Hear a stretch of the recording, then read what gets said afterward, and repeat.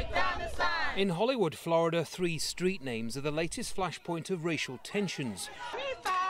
Protesters are calling for the streets named for Civil War-era generals to be changed, but they're meeting resistance from white supremacy groups and some local residents. The people that are for changing the names are racist. Those that want to keep their street names are not racist. This is not a race issue, and we don't want to be made a racial issue.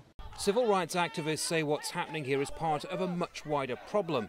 A map compiled by one organisation has tracked a dramatic rise in hate groups.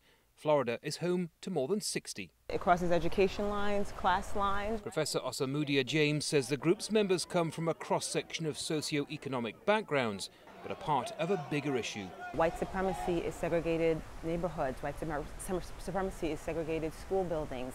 White supremacy is the lack of people of color in your personal and professional spaces. And that architecture, which is much more palatable and seems much more innocent, is what can support the less palatable elements that we're looking at now.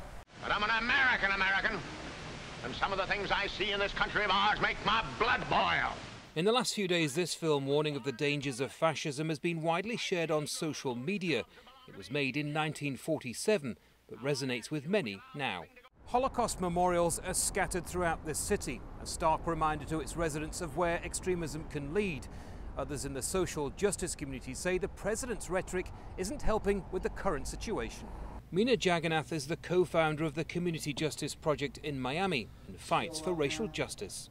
It seems like if given a choice, he would rather not name them, and he would rather not condemn them, because in many ways that's his base, you know, and he doesn't want to, you know, erode the sort of galvanizing power that his, you know, coming to the presidency has created.